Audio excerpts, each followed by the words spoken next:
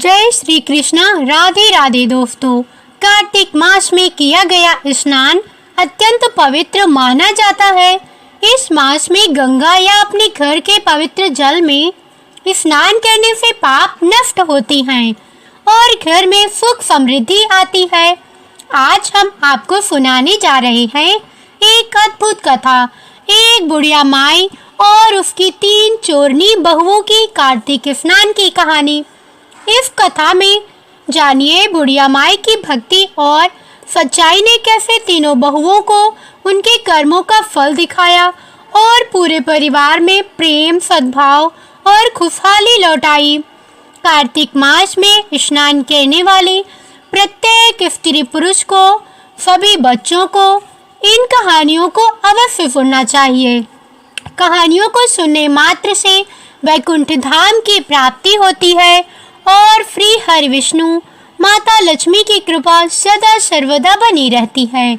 आइए श्रवण करते हैं बुढ़िया माई की कथा। एक गांव में एक बुढ़िया माई रहती थी। उसके 3 बेटे और 3 बहुएं थी। बुढ़िया माई बड़े सत्कर्म किया करती थी। दान पुण्य करना, पूजा व्रत करना नित्य नियम था। वह कार्तिक महीने में स्नान कर भगवान विष्णु, माता लक्ष्मी और तुलसी जी की श्रद्धा से पूजा किया करती थी।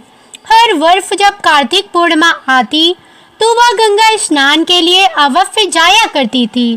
अब कार्तिक का महीना शुरू हुआ तो बुढ़िया माई ने पूरे नियम से स्नान प्रारंभ कर दिया। वह माखन और मिश्री का भोग भगवान विष्णु और माता लक्ष्मी को लगाती। कभी दही मिश्री का तो कभी माखन मिश्री का, जो भी बन पड़ता वह उसी से भगवान को प्रसन्न करती।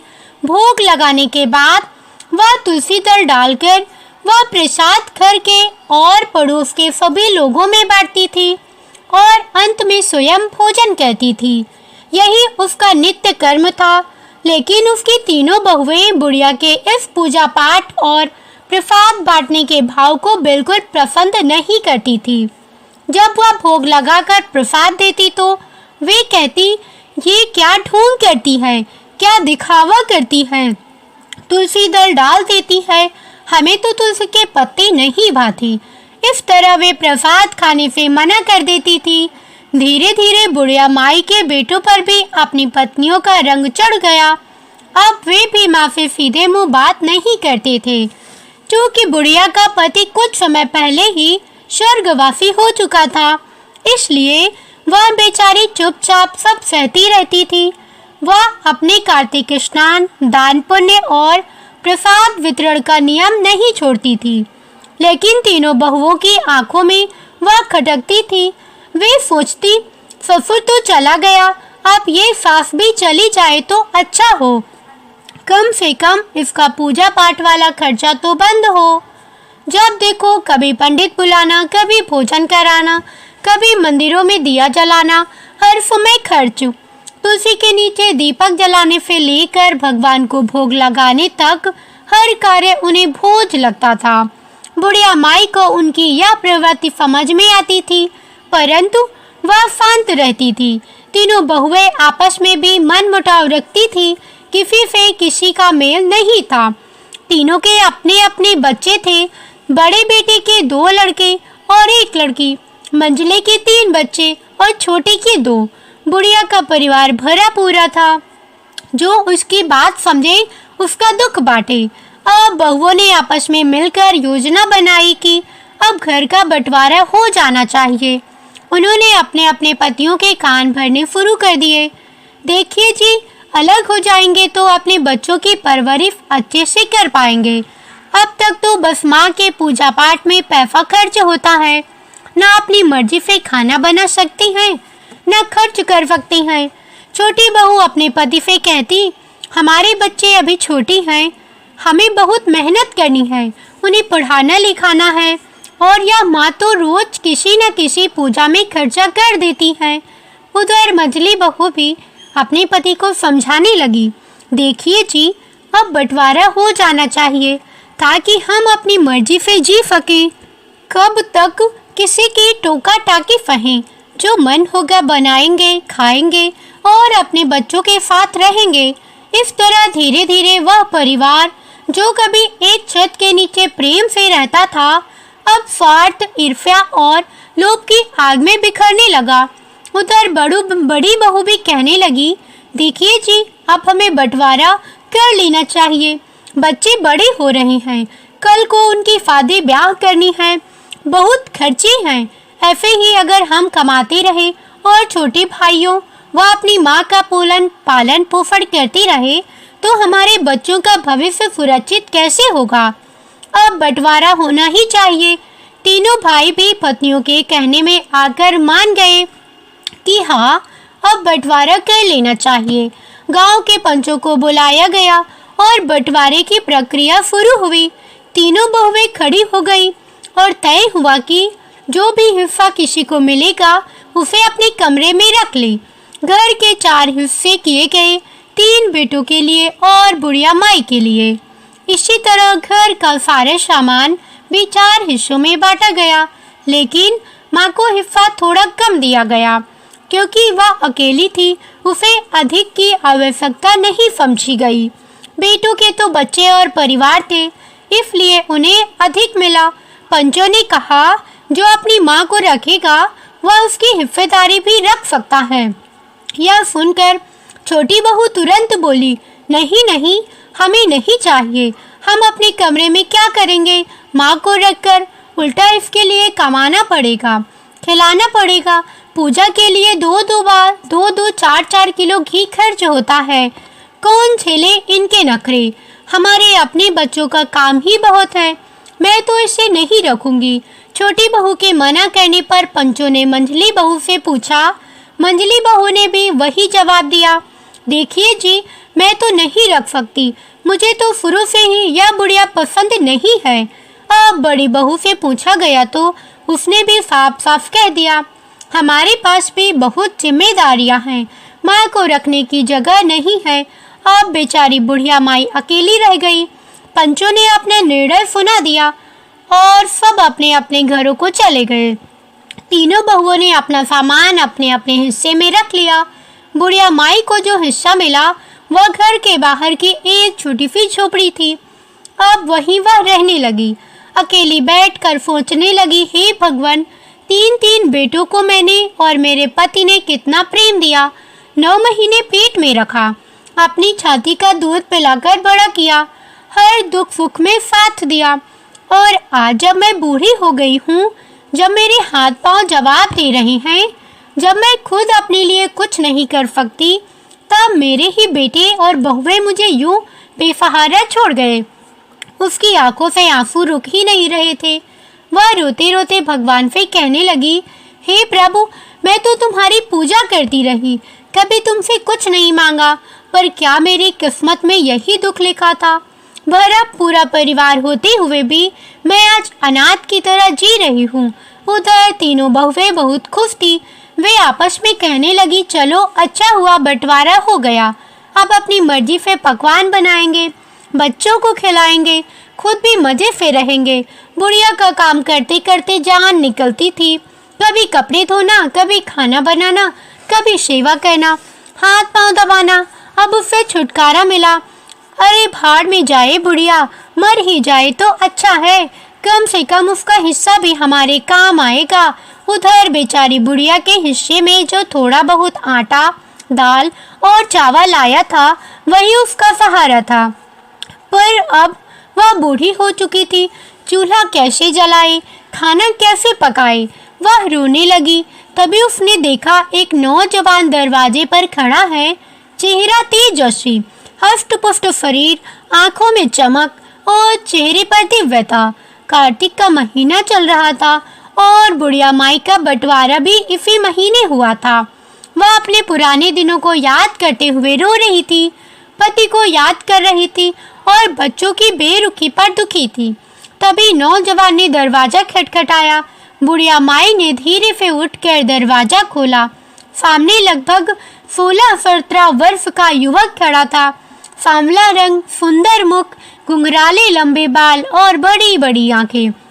उसने मुस्कुराते हुए कहा, अम्मा, आपने मुझे पहचाना नहीं? मेरा नाम कृष्णा है। बुढ़िया बोली, बेटा मैं तो तुम्हें नहीं पहचान पाई। कौन हो तुम? इस गांव के तो नहीं लगते। वह युवक बोला, माँ आप मुझे सच में नहीं पहचान रही। आप नाते में मेरी बुआ दादी लगती हैं। मैं आपके भाई के बेटे का लड़का हूँ।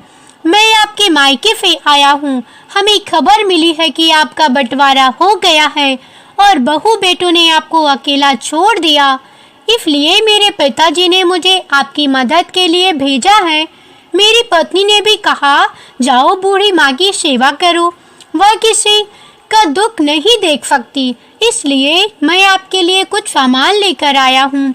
यह सुनकर बुढ़िया की आंखों में आंसू आ गए। उसने स्नेह से कहा, आओ बेटा अंदर आओ।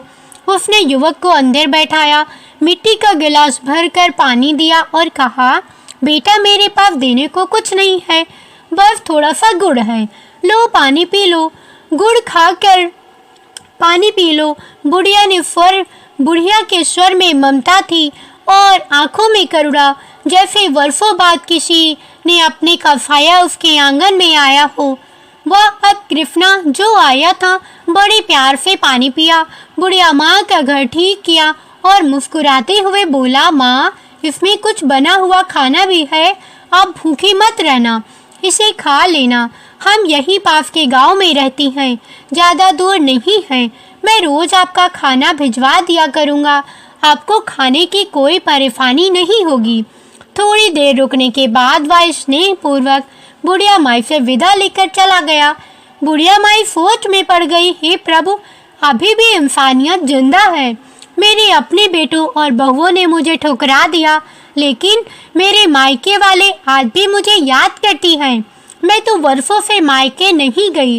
माँ बाप भैया भाभी सब इन संसार से चले गए। अब तो भतीजे और उनके बच्चे हैं जिन्हें मैं पहचानती तक नहीं, फिर भी वे मेरी चिंता करती हैं।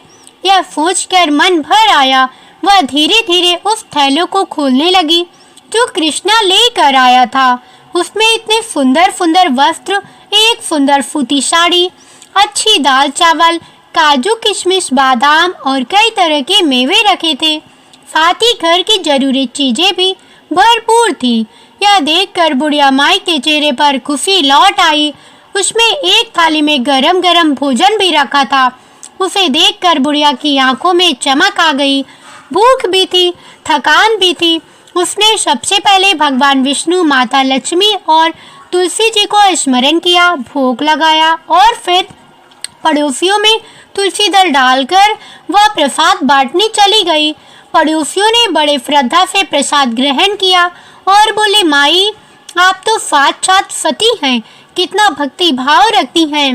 लेकिन जब वह प्रसाद लेकर अपने बेटों और बहुओं के घर गई तो उन्होंने रूखे स्वर में कहा, हमें नहीं चाहिए तुम्हारा प्रसाद, बहाने से हमारे घर आना चाहती हो क्या? यह सुनकर बेचारी बुढ़िया आंखों में आंसू लिए अपने झोपड़े में लौट आई।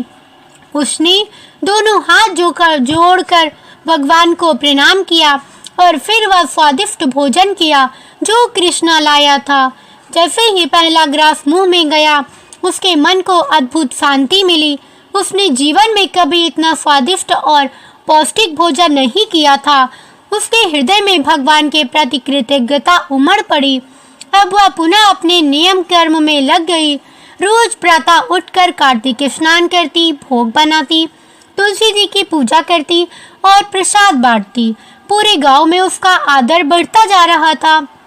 सब कहते, देखो कैसे साध्वी स्त्री है, हर दुख में साथ देने वाली।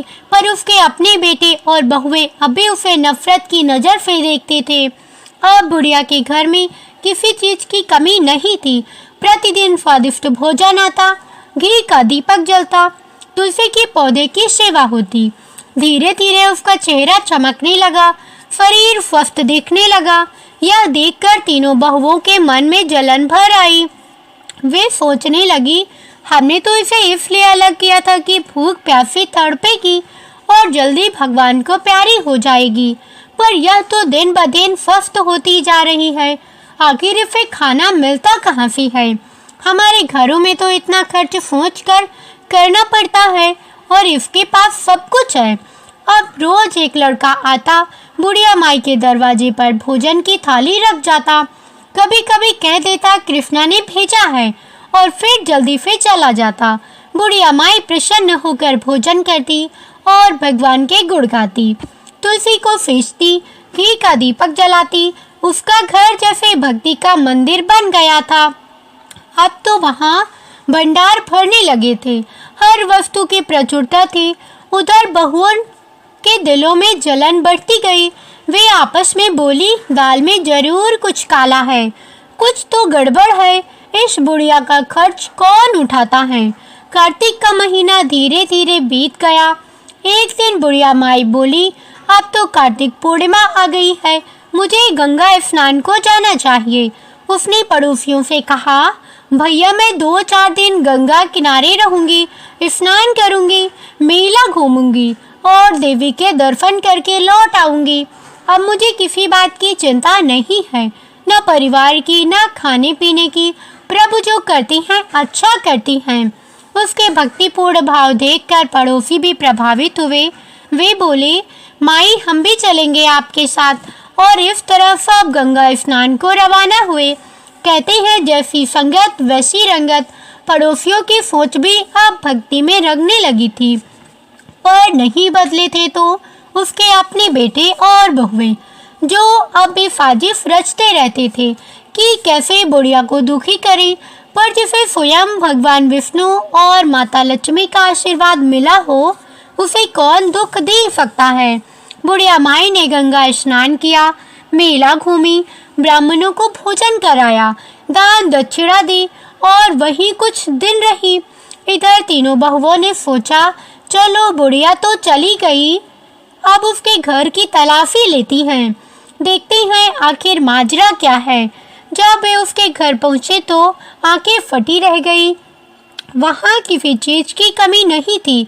अनाज के डिब्बे भरे पड़े थे, बादाम, काजू, छुहारे के डब्बे सजे हुए थे, घी के बड़े बड़े मटके रखे थे। वे हैरान रह गई।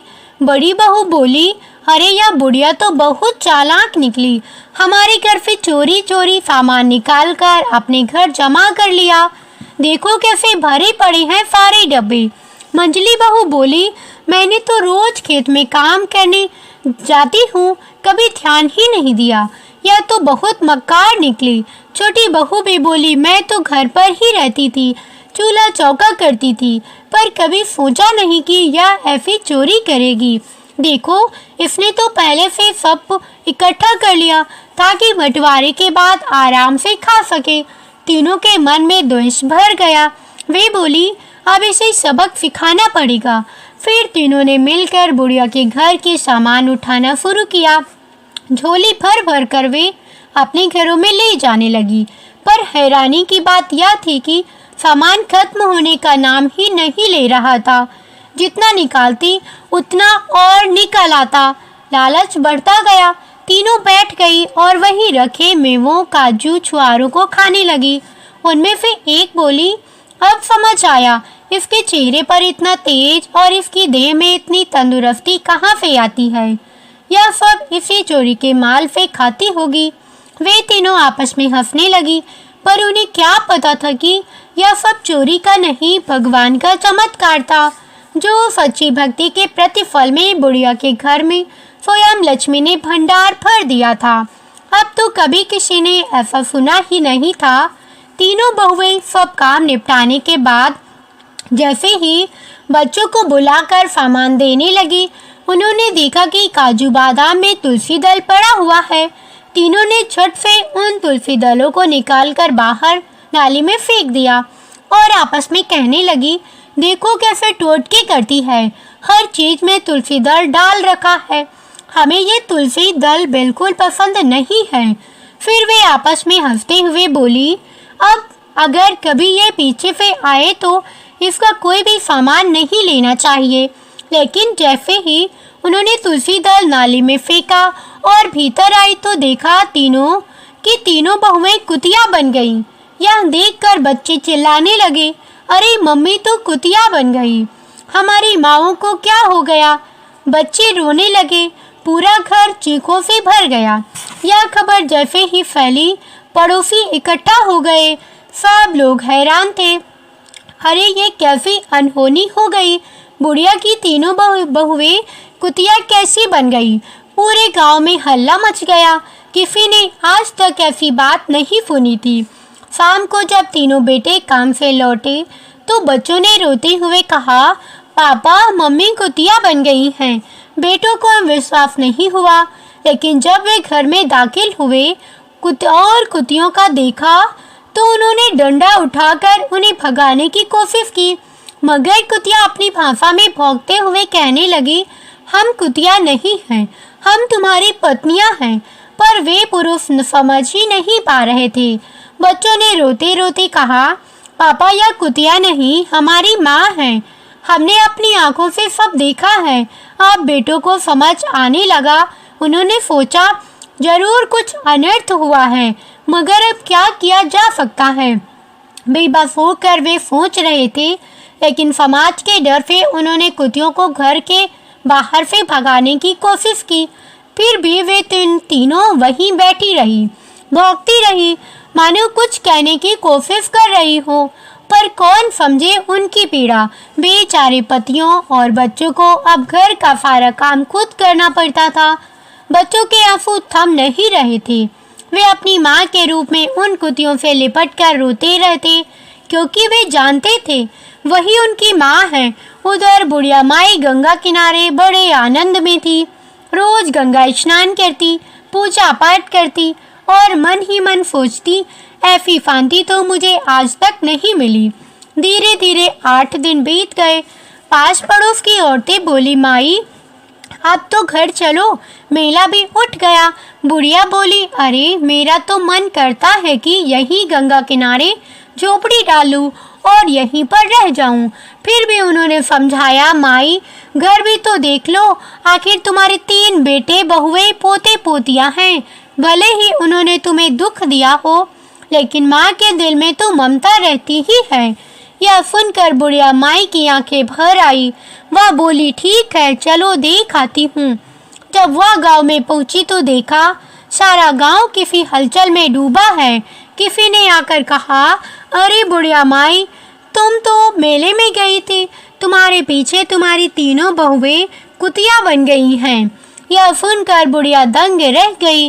बोली, कुतिया बन गई? यह कैसे हुआ? ये तो मैंने भी कभी नहीं सुना। बुढ़िया माई सीधे घर पहुंची। तीनों बेटे अपनी माँ के पैर पकड़कर रोने लगे। अम्मा हमें माफ कर दो, हमने तुम्हारे साथ बहुत अत्याचार किया, हमें हमारे कर्मों की सजा मिल गई। बुढ़िया माँ का तो कलेजा पसीज गया। वह तो माँ थी, तुरंत अपने बच्चों को सीने से लगा लिया। बेटे रोते रहे, पोते पोतियां रोते रहे और बुढ़िया उन्हें दुलारती रही, सांत्वना देती रही। फिर बोली, कोई बात नहीं बेटा, सब भगवान की मर्जी है। जो हुआ प्रभु की इच्छा से हुआ। भगवान जरूर कोई उपाय बताएंगे, उनकी मर्जी के बिना कुछ नहीं होता। अब बुढ़िया माई अपने बेटों के साथ घर में रहने लगी। तीनों कुतिया भी रोज कू कू करती हुई बुढ़िया के चरणों में आकर बैठ जाती। अब वे इंसानी भाषा तो नहीं बोल सकती थी, पर सब कुछ समझती थी। उन्हें अपने कर्मों का पछतावा हो रहा था। कैसे उन्होंने उस साध्वी सत वाली बुढ़िया को, जो कार्तिक स्नान जैसे पवित्र साधना करती थी, दुखी किया। अब वे समझ चुकी थी कि कार्तिक के प्रकोप के कारण ही उन्हें यह दंड मिला है। बुढ़िया माई भी मन ही मन यही चाहती थी कि उसकी बहुएं फिर से अपने पूर्व रूप में लौट आए। उसने हृदय से भगवान से प्रार्थना की, हे प्रभु, यदि मैं सच्चे मन से आपकी उपासना करती हूँ तो मेरी बहुओं को उनके दुख से मुक्ति दीजिए। जब कोई मनुष्य सच्चे भाव से भगवान को पुकारता है तो भगवान उसकी पुकार अवश्य सुनती हैं। उसी समय दरवाजे पर किसी बाबा ने दस्तक दी और भिक्षा मांगी। बुढ़िया माई तुरंत बाहर आई, बाबा के चरण छुए और बोली, आओ बाबा, भोजन ग्रहण करो। बाबा उसकी सेवा से अत्यंत प्रसन्न हुए, क्योंकि बुढ़िया माई सदा साधु संतों की सेवा करती थी। किसी को भी खाली हाथ नहीं जाने देती थी। कार्तिक मास में तो वह विशेष रूप से दान पुण्य में लगी रहती थी।